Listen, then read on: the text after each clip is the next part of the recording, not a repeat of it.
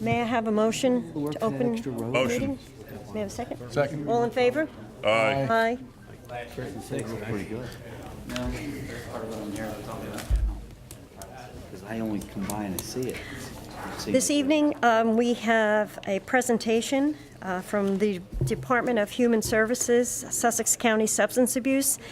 We have Mr. Louisi, Tina Owie, and Ashley Brown. If you could please step forward.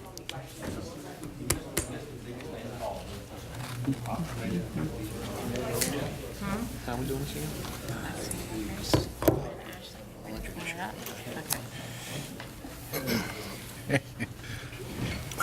Hello.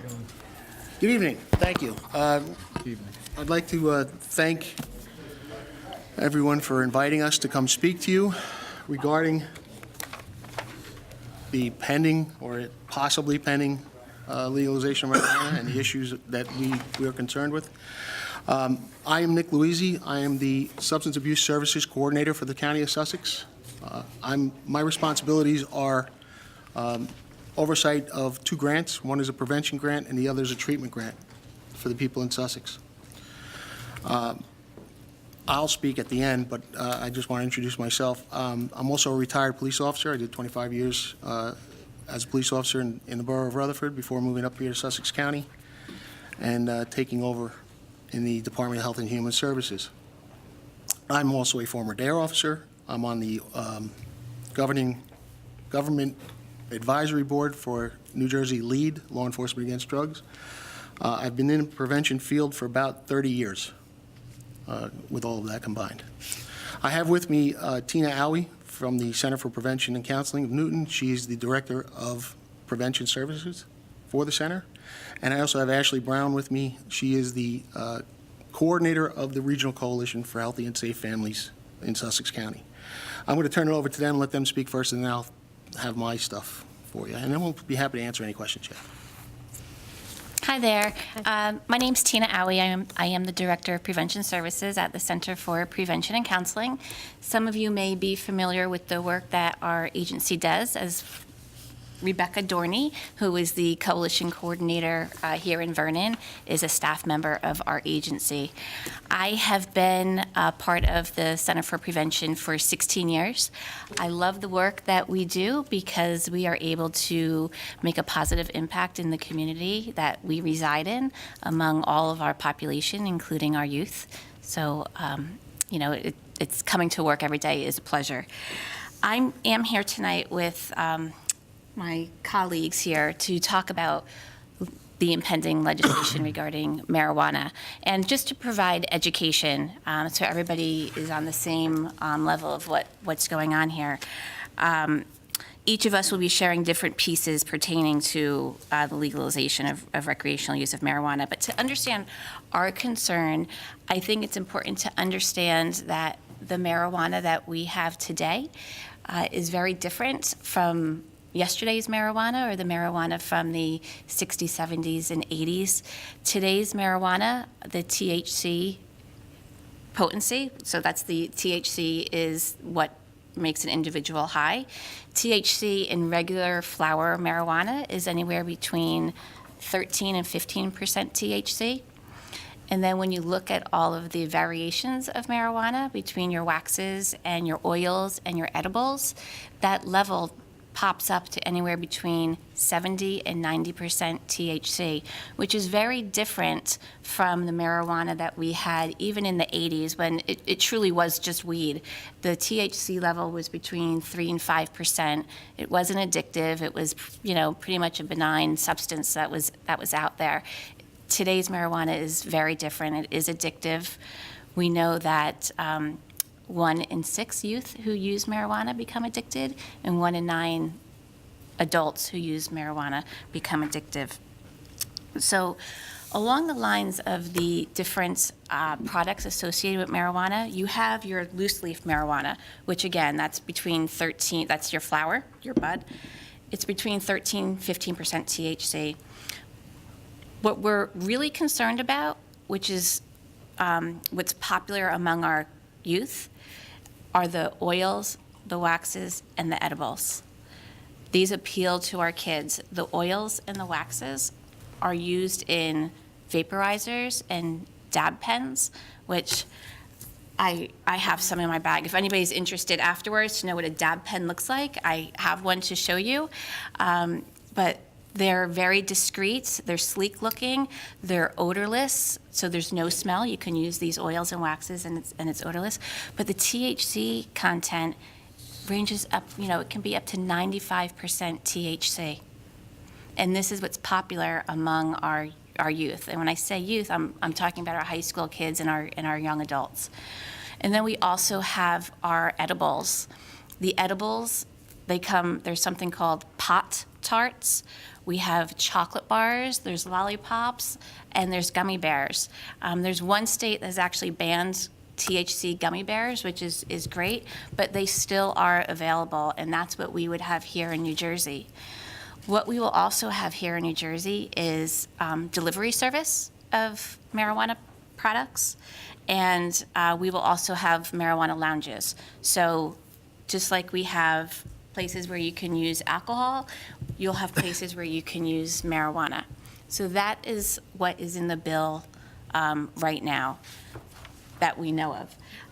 There have been changes in the bill because there was some discrepancy between the way marijuana was going to be taxed, and there was some uncertainty of what that would look like. And from what we know from the research that we've done and our news and context that we have, that they are now taxing marijuana by weight, so between $42 and $45 an ounce. So that's where it stands currently. As a concern for prevention specialists, we have kids right now as early as 6th grade using marijuana. What's really concerning is right now we have the youngest kids using the strongest marijuana that has ever been made available. We also know that we do have youth that use marijuana. We do a survey in Sussex County every 2 years. We do a survey called Pride. The last survey we did was in December of 2017. And I'm just going to share with you some Sussex County statistics. So this is when kids were asked, youth were asked if they had used marijuana in the last 12 months. 28% of 12th graders reported that they had used marijuana in the last 12 months. 19% of 11th graders and 18% of 10th graders. Legalizing recreational use of marijuana will normalize the use, and we'll see our Sussex County rates increase when they already are at a concerning rate. And we know historically when things are made readily accessible and available, that youth use goes up, and that's with any substance. So that's, as a prevention specialist, that's certainly a concern. We also know that there's some talk out there about using marijuana as an aid with the opioid epidemic. We know that this is not an FDA-approved treatment for opioid use disorder. We do have FDA-approved treatment for opioid use disorder, and that is Vivitrol and buprenorphine. Both of those, which are accessible here in Sussex County, are FDA approved. They're proven that they have success rates, and they're non-addictive, and they're not a medication that you're on forever, as opposed to using marijuana. That is something that's almost putting a Band-Aid over that addiction. And just one last concern that really can't be ignored is, and it's not talked about often, is the connection between marijuana use and mental illness. We know that individuals that use marijuana can, certainly not always, but it can lead to short-term psychosis. However, those that are predisposed to serious mental illness, most times it's schizophrenia, when marijuana is used, the likelihood of those symptoms increases. So the younger a person is, the more likely those symptoms are going to show, and the more I don't want to say rampant, but the more severe those symptoms will be from marijuana use. And again, that is primarily for schizophrenia. That's where the research shows. We know right now throughout not only Sussex County, but really across the nation, that we do not have the infrastructure in place currently to address those with serious mental illness. So when you compound states legalizing marijuana and what will happen with those that do have mental illness, we're not going to have enough beds to treat these individuals. So we're going to have those with serious mental illness not having access to the treatment or services that are needed.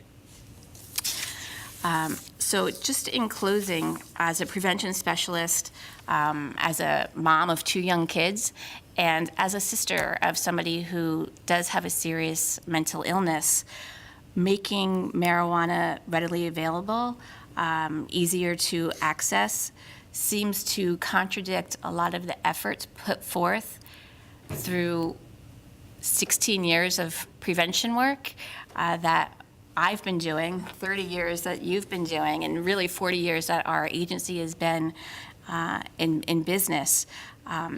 It seems to contradict many of the efforts put in place to protect the kids and to protect those that have disabilities within our community. While legalization may seem inevitable in New Jersey, there's this much of a chance that maybe it won't happen.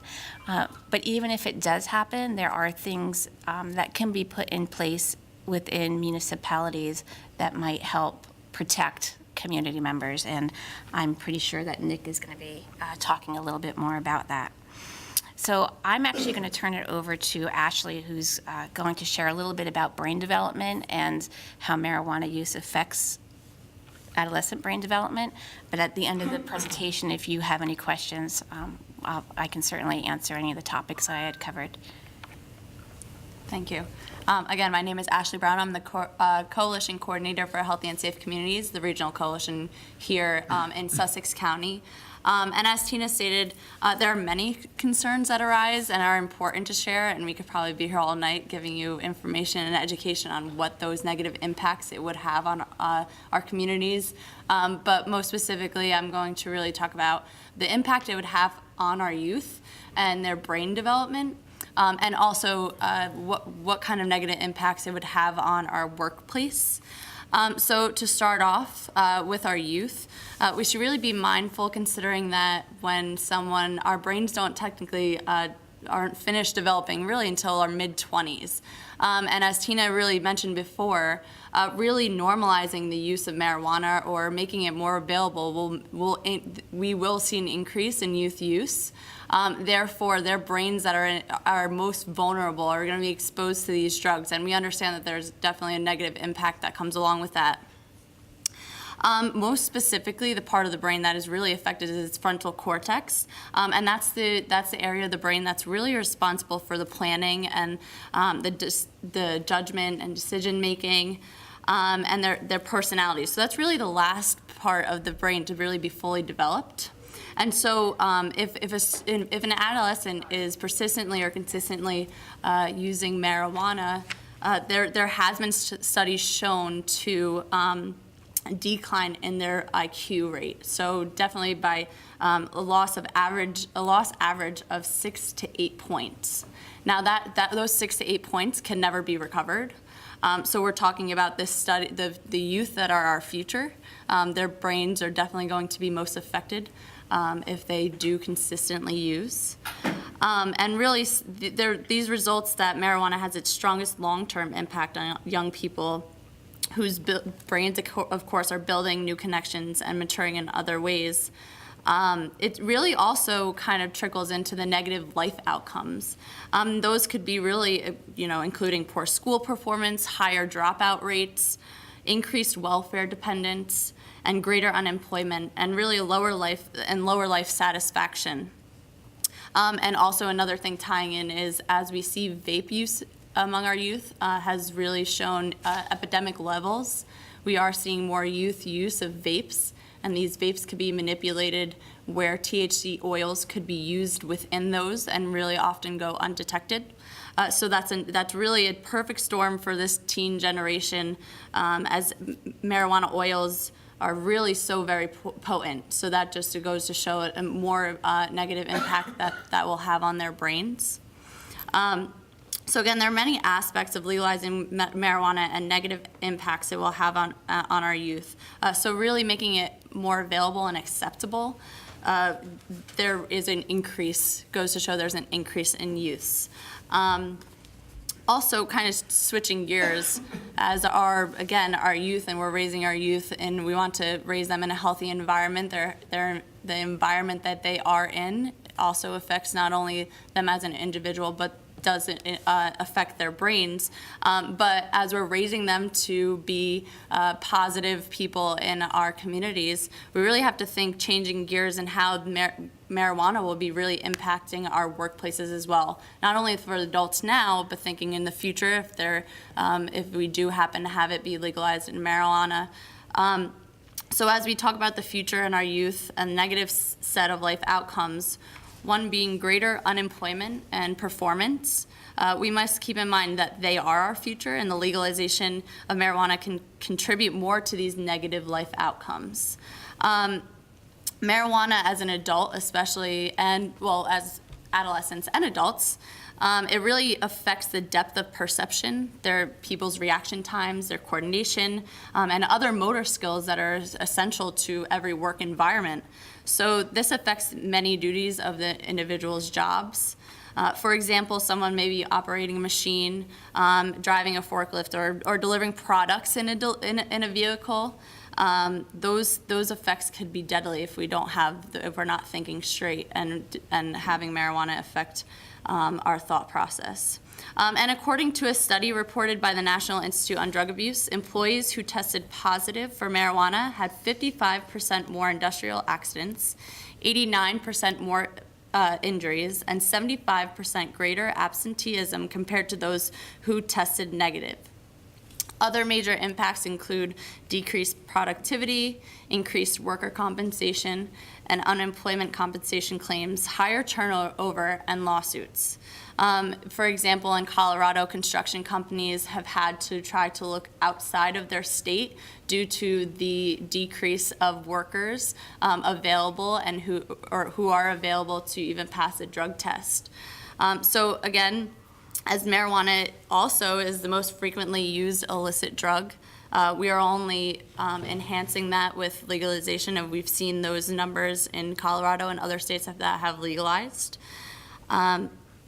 And therefore, even with organizations that would implement the most strictest drug policies within their workplace, this would just be cost more money for those who need to drug test to keep the organization drug-free.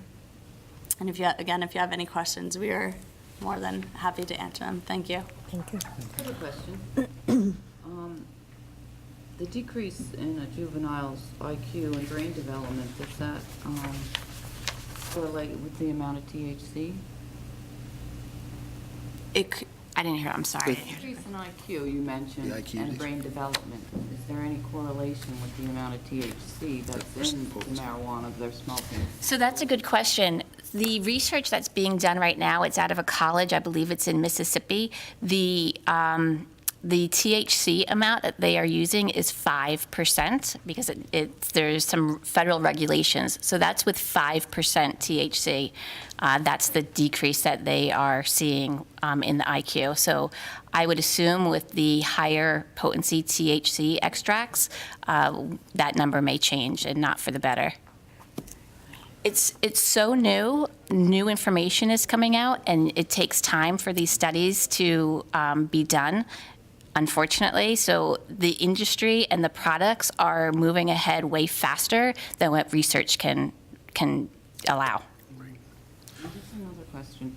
So if you were to test somebody for marijuana use, and they smoked marijuana 2 days prior, and you test them 2 days later, is there a way to determine if they just smoked the marijuana? There's, unlike alcohol, which has a per se limit for when you're considered to be under the influence of alcohol, there is no per se limit or a per se percentage of THC in a system that is considered to be an impairment yet. They haven't determined it. So they're kind of making it up as they go along. Whereas with alcohol, the per se limit for, say, a drunk driver is 0.08% in New Jersey, blood alcohol content. We don't know what the limit is for marijuana for impairment because there hasn't been enough research. But do you know when they used it last? So I'm assuming blood draw is the only way to tell?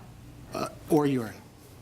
Or urine. Dep- Okay. Depending on how, Know if somebody was using it in the evening and not at work versus on the job. sure, it depends on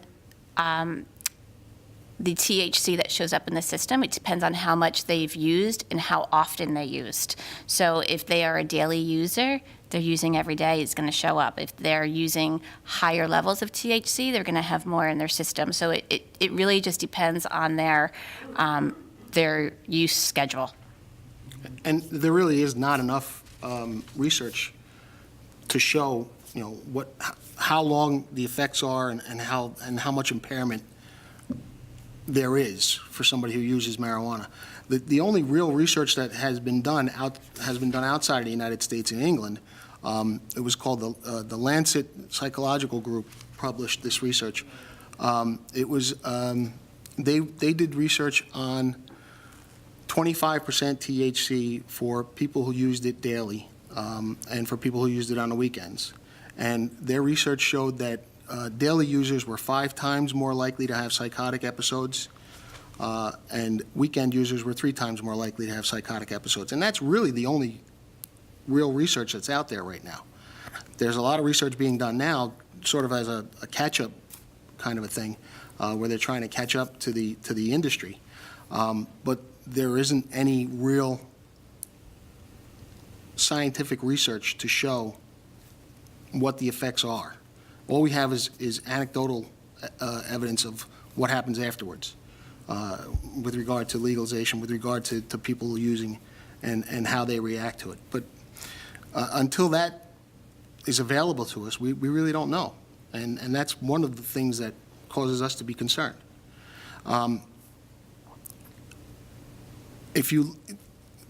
Before we go into legalization in New Jersey, we need to take a look at what's going on in other states. And the test case for this was Colorado, because they were the first.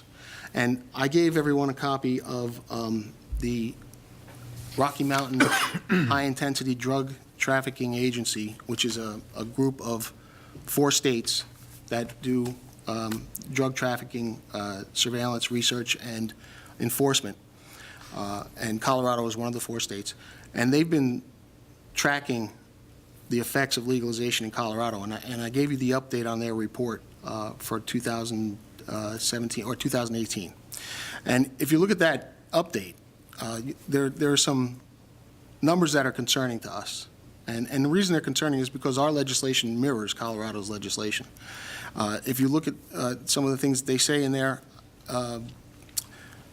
marijuana-related traffic deaths increased 151% since it was legalized, but overall, in general, traffic deaths increased only 35%. So there's a big difference there. Past use of marijuana, 45% increase over 3 years since it was legalized.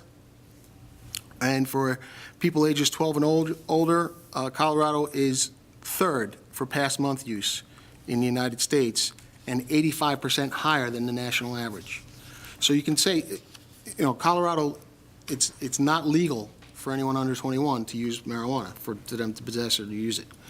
But yet 12 and older, they're 3rd in the nation, and it's 85% higher than the national average for that age group. Emergency department visits related to marijuana went up 52% since it was legalized.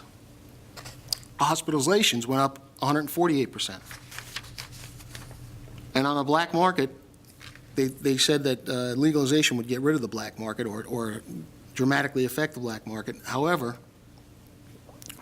the HIDTA task force in Colorado has done 144 investigations that resulted in 239 felony arrests of black market marijuana, 7.3 tons of marijuana seized, 43,949 plants seized in the black market, and it was being shipped to 24 different states. Now, it's not supposed to be taken out of the state, But it's still, they're shipping it out of state. And one of the numbers that really got me was seizures of Colorado marijuana in the mail system increased 1,042% since legalization. So the impact on Postal Service is there as well. Talking about the societal impact, they talked about how the revenue generated from the tax was going to be a boon to the state. Well, that revenue represents 0.9% of their overall budget. So I don't know if that's a boon, but when you add in the other costs associated with legalization, you have to wonder how much of an impact that is. Violent crime increased, property crime increased. But here's the thing, a lot of people don't realize, is that in Colorado, 65% of the local jurisdictions have banned it for medical and recreational purposes. So it's only legal in 35% of the state. But nobody talks about that. And it's only legal because, like New Jersey, they have to opt in. Well, when they say legal in a third of the Legal for state- distribution Okay. and sale. And the last thing that I like to put up is, as of June 2017, there were 491 retail marijuana stores in that 35% of the state, compared to 392 Starbucks and 208 McDonald's, which means McDonald's has to pick up their game because they're losing people. Another thing that I wanted to bring to your attention, and I gave you a copy of it, I'm not going to read the whole report, but you have in front of you a report from the Public Health Associations of New Jersey. And what this is this is all of the public health associations who, forming a group. It's an association, just like, we all have. And they represent the county and city health officials, public health nurse administrators, environmental health association, health boards, New Jersey Public Health, the Society for Public Health Education. Those are the groups that they represent. And they issued this report specifically about legalization. And their conclusion, which I don't think is the wrong conclusion, is that we should take a slower approach to this and perhaps consider, instead of outright legalization, decriminalization as a first step prior to going to full legalization because of the impact that it will have on society. One of the main impacts that has been on the society is the costs involved in enforcement and regulation. And in New Jersey, we're going to have a 5-member commission similar to the Alcohol and Beverage Commission to regulate it. 5 people are going to be in charge of the entire state. So what that means is it's going to be on the local areas to do the enforcement. So the impact and the burden is going to be shifted to us. I don't know about Vernon Township, but right now, speaking for the County of Sussex and speaking as the Substance Abuse Services Coordinator, the burden that's going to be shifted onto us for prevention, for education, for treatment, we're not going to see any of the revenue that's going to come into the state for that. There's nothing in the bill that answers that question or addresses that, or even addresses that question. There's going to be a need for education. There's going to be a need for prevention, especially for people under 21 who it's not going to be legal for anyway. And then when it comes to enforcement, it's going to be up to the local police departments to do the enforcement. So there is no breathalyzer for marijuana. The only way to detect it in somebody who's driving a vehicle is through the use of a drug recognition expert. I don't know if Vernon has one or not, but the costs associated with that are going to be borne on the townships for that enforcement. So rather than recommending, not to vote or not to be in favor of legalization, my position is let's take a slower approach to this and reconsider it because of the costs associated with it. And that's really why I wanted to speak to you. And I appreciate the time that you've given us, and thank you for allowing us to speak. And I'll be happy to answer any of the questions that you have. I have a few questions. Sure. So when you say here 1 in 10 adults and 1 in 6 adolescents that abuse marijuana are addicted, is this physical or psychological addiction? It's physical for many of them, yes. Does that correlate to the amount of THC that's in the marijuana? No, it could be from the low potency right up to the high potency marijuana. And in the bill, where is the revenue going? Good question. I have no idea. I don't know where the revenue's going. So the revenue for the towns would be, I guess, permits to allow it and grow it? Well, the towns are going to be permitted to tax it 2%, I believe. I don't think they've changed that. So if somebody's selling it, they would have to put it, They'll have to give you 2% of their proceeds. okay, would go to the town? Yes. Yeah, I have some more questions. Mm-hmm. Which we're not sure if that changed or not with the new. Yeah, I don't know if they changed that. That was how it was originally written, but that was when the state was going to take 25%. But then they made the deal to charge by the pound or by the ounce.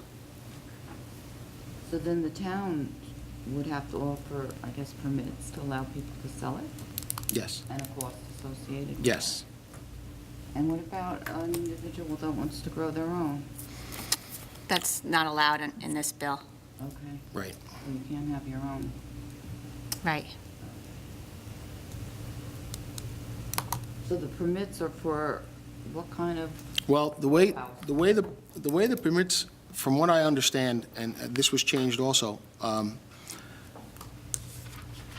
the state is going to issue licenses to entities that will distribute it, and they're going to have a checklist of all the things that they can do, and they are going to be responsible for everything from growth to distribution to marketing and sales.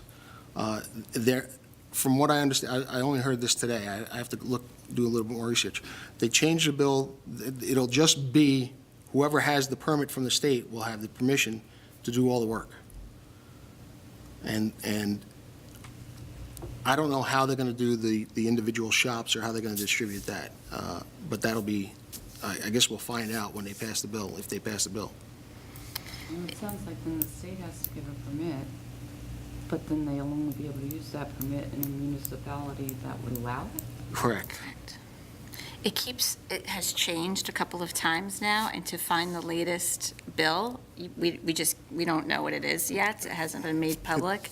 But the bill that we were reading also states that a certain percentage of these licenses would be going to women and to minorities. So question, what steps, or are there any steps a municipality can take? I'd like to say to protect their towns. I mean, like I said, with the legalization, I mean, what's coming? I mean. Well, if it becomes legalized, the only things that the individual municipalities can do is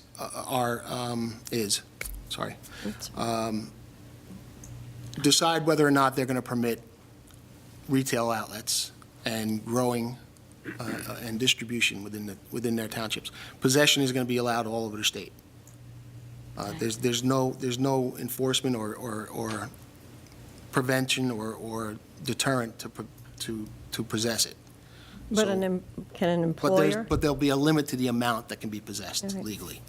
But would it be something that I guess employers could test for? If Yes. they Yes. drug testing? And then- there are employers that can outright ban it completely. And this stays in your system a long time. Yeah, And I yeah. think to. yeah, up to 30 days, 30 even days, right. longer. Right, so up to council members Ohm's question, there's no real way to say you smoked it Friday or Monday or 2 hours No, if it's in your out. system, it's in your system. It's in- Yeah. yeah. That's it, Get an entrepreneur that comes up with something that can determine. possibly. And I'm sure somebody's already working on it. Is there some, Oh, I'm sorry. It's going to be 21? 21.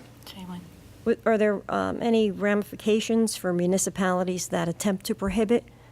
Or, Not that I'm aware of. No. Other than if a municipality opts out, which is what you'd have to do after the legislation is passed, you cannot opt back in for 5 years, and you don't get any of the financial benefit that the state might put out to the municipalities. from the sale, Yes, but it would not affect any other funding? no. In Sussex County, right after the freeholders issued a proclamation against the legalization of marijuana, we had several towns reach out to us for some information and education. And Wantage was one of those towns, and they actually ended up passing an ordinance. It was an amendment to the, to their building code. Right. It was an amendment to their building codes Oh, and what was the? to restrict or to prohibit growth, manufacture, and distribution of marijuana and cannabis products. Right. And there's been some interest among some other communities as well that we've just provided some education to. Lafayette took a little bit of a different approach. From what I understand, they designated lands Yes. just for growth. but- Cultivation. Yeah, for cultivation, but then I understand that that land is hard to come by within the town. But I didn't read anything on that, it was just hearsay, really. Montague had passed a resolution basically supporting what Sussex County had passed in September. The Board of Chosen Freeholders passed a resolution in September opposing to the legalization of recreational marijuana. They did nothing about medicinal marijuana. Right. They said it was legal. They didn't want to address that. They were just opposed to recreational marijuana legalization, which is really what we're talking about. Right, definitely. This has nothing to do with medicinal marijuana. So somebody that owns a farm can't just say, I'm going to grow marijuana today, No, No. and I'm not paying any property taxes, and exactly. because And I heard that. Somebody said, that's what I'm going to do. Okay, well, good luck, yeah. because you're going to be probably arrested. One of the other things that came out of this is the agricultural impact that marijuana farms have had in the states where it's been legalized. And I have to pull out that report and read it again, but it takes a lot more water to grow marijuana than it does to grow any other crop. And the water is being diverted from the farmlands to the growers. And it's impacting the farmers in those states negatively. They don't have enough water for their crops. Some might argue that New Jersey has plenty of water, but I don't know what the agricultural impact would be here. But I think it would be a concern, especially when you're talking about the average marijuana plant takes about 6 gallons of water a day to be cultivated. I'm not a farmer. Water that can be reused. Right. Because they're using a lot of pesticides. Right. In this area, you're going to probably have indoor grows more so than using the land. And the pesticide impact is just huge. Right. It's a good thing to use water in Vernon, but the water that is going to come out of it is not what you want. Right. So it's not usable after they're done with it. So there's the impact there. We don't know what the research is on that yet. I'll have to find that out. But I have heard about that. All right. Any other questions? Any questions? No. Any other questions? No? No? I'll be quiet. Well, you have my information. I left it for everyone, and those reports as well. If you have any other questions, feel free to reach out to me. I'll be happy to answer them as best I can. If I can't answer them, I won't make anything up, I promise. I'll look it up for you. I'm really good at researching now. And really, I do appreciate you all inviting us and listening. Thank you. Thank you. Thank you. Thank you. Thanks. Do you have any extra copies of the report? I do. Actually, I think Over there? they Okay. are over there. Okay, thank you. I brought plenty. Our meeting, actually, we probably will not be too much longer, so if you did want to stay, Okay. just a few minutes. Sure. Thank you.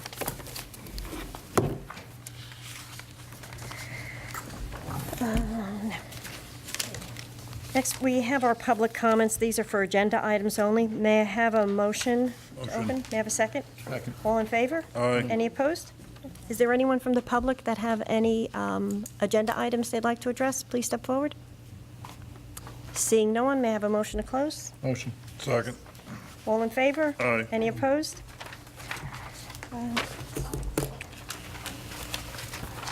We have our minutes. May I have a motion to adopt the February 11th minutes for the regular meeting minutes of February 11th and also the executive session minutes of February 11th? Motion. I have a first and a second. Yes? No. Roll call? Councilmember Owens? Yes.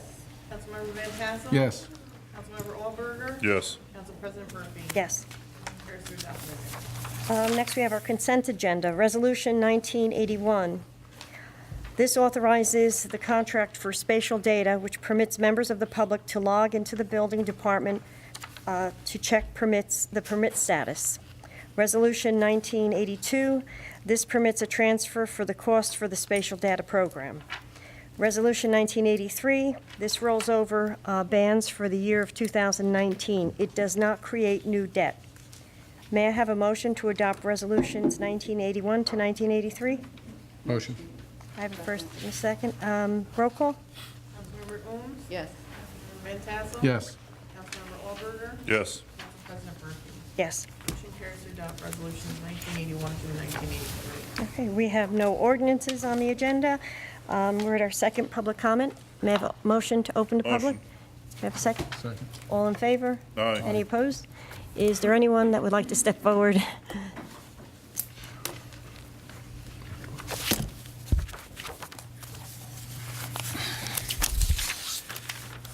Good evening. Chris Hordick from Glenwood. First, I'd like to thank the current council and the current mayor for everything you guys have done in the last year as far as fighting the MUA agreement with Mountain Creek, the vacant property issues, and more importantly, the safety of all the residents up on Silver Spruce.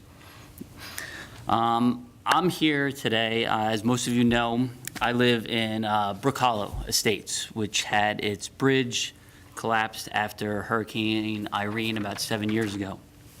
I'm not here in particular really to talk about the bridge, more in particular to talk about the developers agreement that was signed in 2003 with the past council and mayors between Glenwood Homes and Newcastle Homes and the township. There are certain things in that agreement that I feel that the past council and government didn't oversee properly, which sort of led to the unsafe conditions of our community.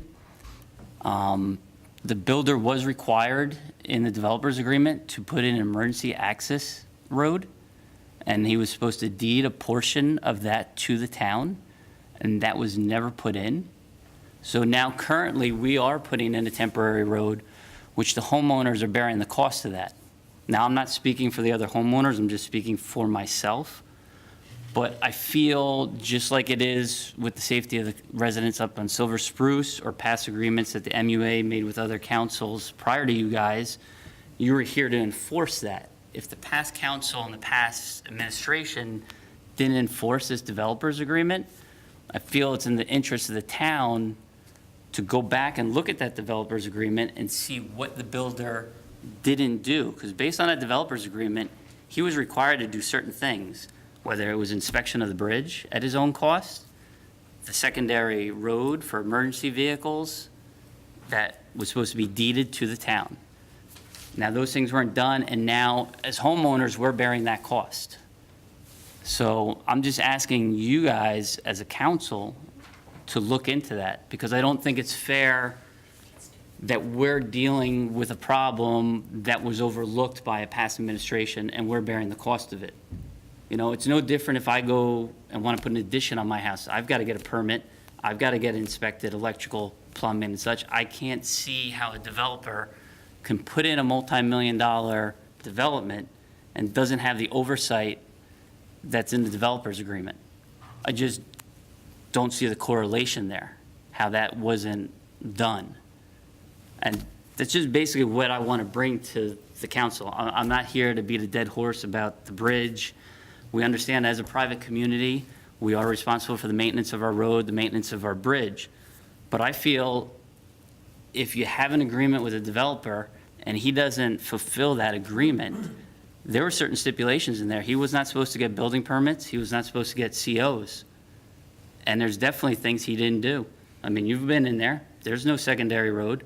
We're currently putting one in, which now the developer wants to make the primary road. In hindsight, maybe it's not a bad idea. It may be a cheaper option, but why am I, as a taxpayer, paying for something the builder was required to do and the town required him to do it as part of his agreement to get that development approved? So I'm just asking you guys to please look into that, because I do have a 27-page developer's agreement from August 3rd of 2003 stating everything, and the builder was required to get an inspection of the bridge at his own cost, which no one can seem to provide me a report on that inspection, an inspection. I would assume he would have had to submit that to the town as part of his developer's agreement. So I'm not saying he's at fault for 100% of what happened with that bridge, but, you know, as the town clerk knows, you know, I went and filled out an Oprah request. I can't ask for a specific date for an inspection that I don't know happened, because no one can prove that it did happen or didn't happen. It's all hearsay. So these are just some of the issues I feel that, you know, it's not something that you guys were involved in, obviously, but you are the current elected officials. And if the past council and the past government didn't do their job, I think it's in the interest of this council to look at that, to protect our interests as taxpayers. I feel part of it was also, at that time, the Highlands Act was going on, trying to be pushed through, and I think a lot of things were pushed real quickly to get done so that development could get in before that window had closed, because if that wasn't the case, they would have lost out on quite a few lots that would have been highly taxable for this town. So it's about all I, you know, would like to say, and I'm just asking you to please look into it, because as you see with the Silver Spruce thing, you guys didn't get very far for a year, and the DEP wasn't doing their job, but as soon as it became public knowledge and got in front of the media, suddenly people realized their jobs are at stake in the DEP, and all of a sudden there's movement. You know, I'm just asking as a taxpayer for you guys to look into that and make the builder do what he was required to do. Or to prove to me that he did do what he did, which I can prove to you there was no secondary road there. I have a question. Yes. So the homeowners in this community is paying for that access road? Yes, we are, and it is going through a private homeowner's property, which means at some point, if that becomes a primary road, we are gonna have to give him compensation for using his property, and then obviously that's gonna have to go before whoever to prove if that can even happen. So you said that they want to use the secondary road as the primary? Well, that's what I've been told. I've sort of taken myself out of the equation as the association because I feel there's a conflict of interest there, because I sort of have a different opinion than some people, and some people aren't as willing to speak up against the builder because the builder is still involved in the association. So then if the secondary road is approved, you wouldn't be bearing the expense of replacing or repairing or replacing whatever you were doing as a community with the bridge. Right, but to me, I bought into a development that had a main entrance, okay? And yes, the economy has devalued our homes slightly. I feel by putting that road in the way it is, it sort of takes away from what I bought into in 2005. I didn't buy into a road that goes past someone's driveway, up over a hill, and then comes in behind a silo, which now becomes another safety issue. That silo predates World War II. Are we going to be required to take it down, move it? Guardrails, how close are we to the stream, which is a Category 1 stream? Are there restrictions there? Is the cost really going to be less if they want to make it a permanent road? On a temporary road, the cost is minimal. But I feel that the builder should be absorbing that cost because he didn't meet his requirements of putting in that emergency access. Right, but I'm just asking, but this other access, is this the association that's determining that this new access? Now, the builder has gone to the county and I guess asked about. Well, I know, but I'm just saying I know, okay, if it's a county, but I'm still saying are the homeowners there, the people that live there, that were paying for the bridge, they have to be in agreement to not do The the bridge. majority has to be in agreement, Okay. obviously, but in my opinion, based on the developer's agreement, first of all, we shouldn't be paying, if it becomes a permanent road, we shouldn't be paying for a portion of that, because that should have been in prior, because then we would already had an option to use as an access to get in and out. You know, for 5 days after that bridge collapsed, I personally had to put a road in for us to get out. The builder doesn't live there. I live there. My fellow neighbors live there.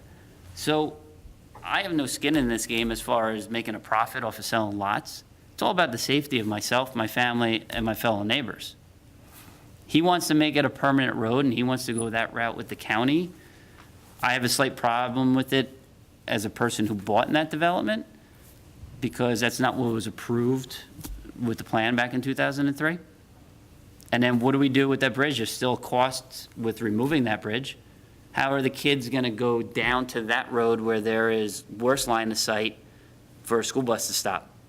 That puts kids at risk getting on the bus. Plus, you know, there's a whole bunch of other things. The Category 1 stream, guardrail running that whole thing, because it's quite a drop-off going out. So personally, I don't know what the cost is. It actually going to be more or less when it's all said and done.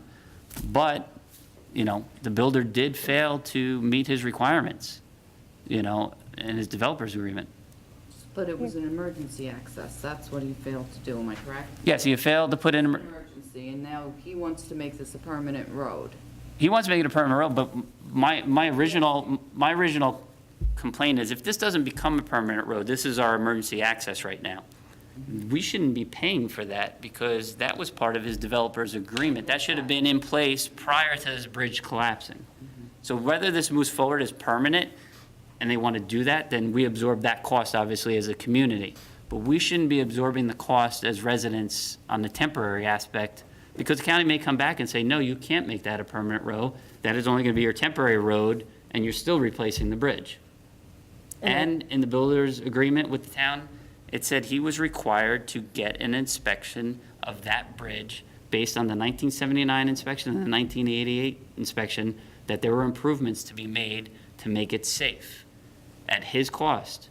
No one can provide an inspection.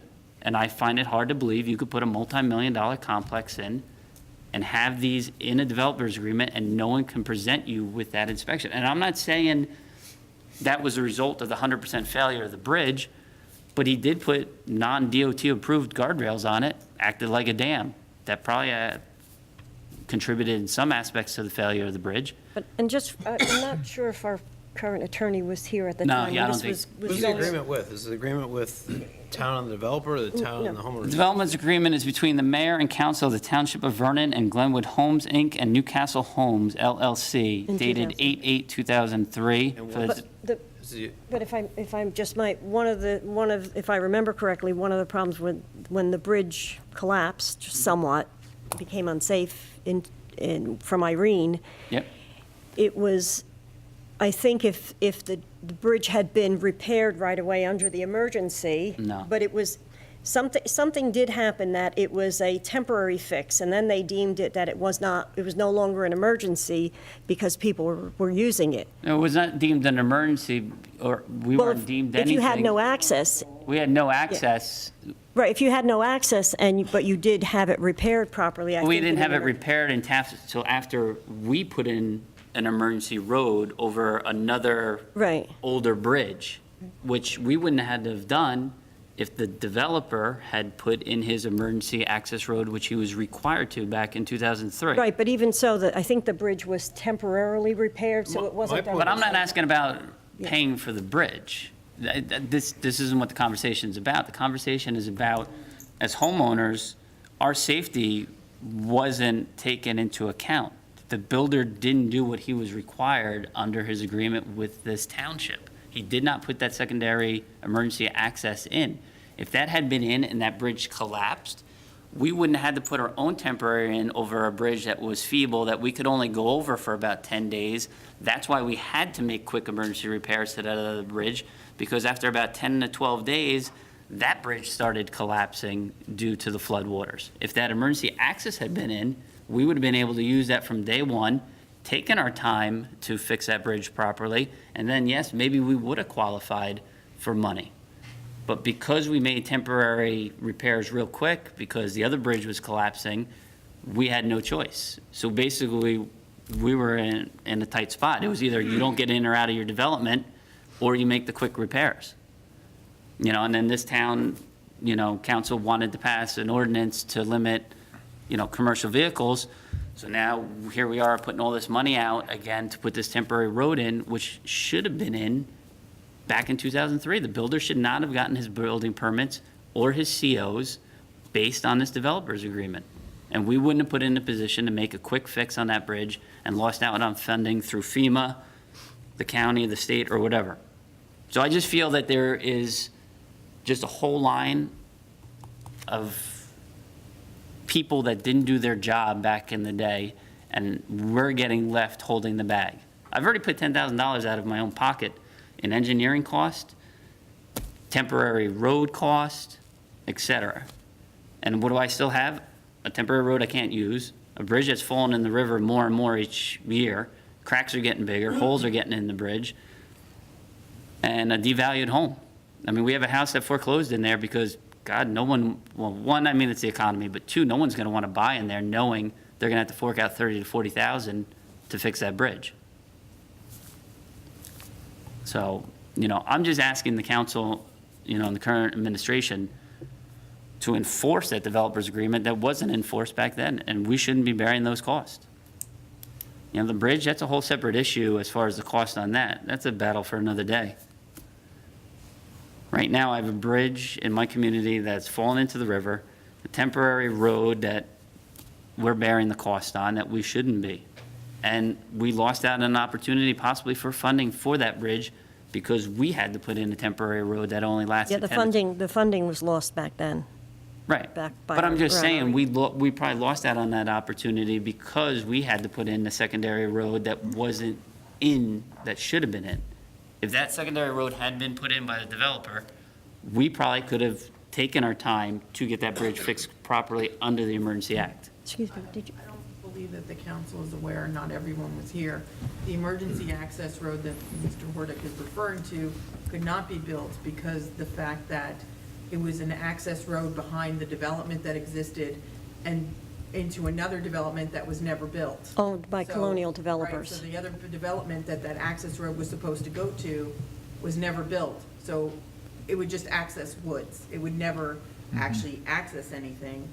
Yeah. Well, then that should have been, that should have been. Well, Colonial Oaks, what she's referring know. to is the cul-de-sac, but just so everybody, cul-de-sac at Colonial Oaks went into, I think, a 20 or 50 acre It did. parcel that was owned, I think, by colonial developers, and the access from one of the back lots, because I believe the mayor walked those. Walked it, and it was like 500 feet. But there is an easement there. Yeah. And I think that's what they just needed. But my whole all right. thing is, if that development failed, okay, it shouldn't affect my development. Then a secondary, another option should have been put in place for that developer. Just because another developer's development fails, you can't let another one go in without a contingency plan for an emergency access, if you've already approved the original plan based on that. Just my opinion on that. You know, you can't tell someone you're building a multi-million-dollar complex, this is what your requirements are. Oh, well, sorry, he's not building his. You don't have to worry about that now. Okay. That just doesn't seem right.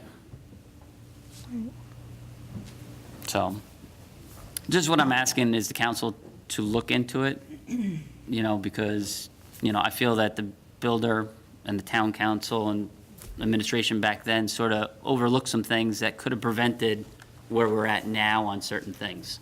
And like I said, I'm not here about the bridge per se. I'm more about, you know, the secondary road, you know, the cost associated. We're up over $80,000, you know, in fees. No, I just think it's an unfair amount for those taxpayers to have to pay because the developer didn't fulfill his requirements. Have you talked to the mayor, or where should we go with this? I've talked to everybody. I've talked All to right, Chuck, I've so talked to maybe- Harry, I've talked to, you know, the previous council, you know, some of you weren't on it. Up there, so maybe. Yeah, but it, you know, Think about it, I don't know, but, Legal issue.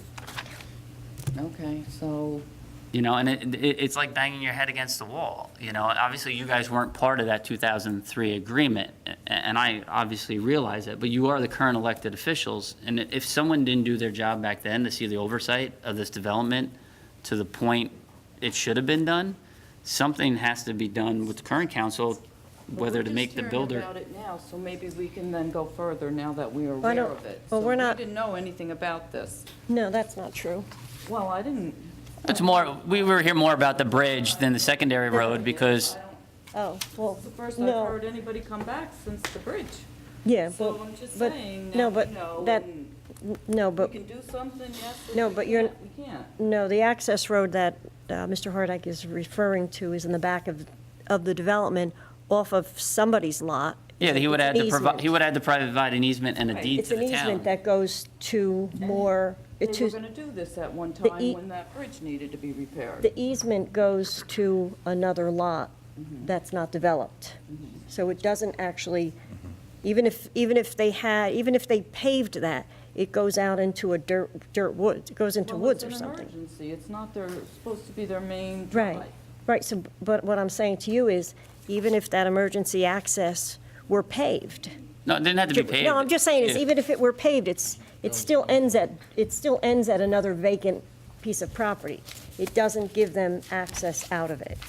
Okay, well, Right, but. That's, which is why they came up with this road, right, this emergency access is what they came up with. so it can take them out onto 57 or whatever. that- 565, right. Right. Right, but okay. we're bearing the cost of So this. he's concerned that they're paying for this. I think Right. legally, everybody needs to talk. Well, I legally, do get your legally, drift. it really, and plus it has to go back to, I mean, it's an association. No, it but I'm doesn't. not- No, I'm, As a private citizen, I have the right, just like everybody else, it doesn't matter if I'm part of that association or not. If that development agreement wasn't fulfilled, somebody somewhere dropped the ball. Whether that development was approved or not, Yeah. I still have a right to, it doesn't have to go through my association. No, but you're free to file suit as well to enforce the agreement. Right, and you know what? I'm tired of seeing Vernon Township on the front page for negative things. I mean, there've been some positive things that have really come out of this council in the last year. And as a resident of this town, I get tired of seeing like the negative publicity that this town gets. So the last thing I want to do is drag the town through the mud for something I think is very simple. No, I'm not saying you sue the town. You could sue the developer. Yeah, you could sue the developer, but it's an agreement between the township and the developer. You guys required him, not you guys in particular, but the town required him to have an emergency access. If that other development fell through, then a contingency should have been in place, gone back to the developer and said, this is what you need to do. Our safety shouldn't be contingent on another developer putting in a development. It just shouldn't have been. You know, that's where, you know, my gripe is. If, you know, as Lauren is saying, if that development fell through, that council and the township should have gone back to the developer and say, okay, that's not happening. What is your contingency for a secondary access? And it never happened. You know, how am I knowing in 2005 when I buy in there that Colonial Oaks is going under? I don't know that. I'm told there's going to be emergency access at the backside of that development in case that bridge ever fails. I understand I own to pay for the private road and the maintenance of it and the maintenance of the bridge, but my safety was based on the fact that there was going to be an emergency access for police, Well, fire, et cetera. we can ask our attorney to read Yeah. the agreement, so, Yeah, I'm And then not just- going to be able to give you an answer Yeah. here tonight or debate it. we're, yeah, No, it has to go through the attorney. yes. I just find it funny that, you know, we don't want to lose money through the MUA with an agreement that was made with another council and prior owners of Mountain Creek, and here you are fighting to get our money, which you should be. Silver Spruce is getting illegal dumping, and the safety of those people are at risk up there, and we're fighting for them. But we're just sort of like, builder didn't put it in, it was 2003, that development didn't go in, what about the safety of us? Well, this is the President Murphy, first I'm we're hearing of well this, over the so. time.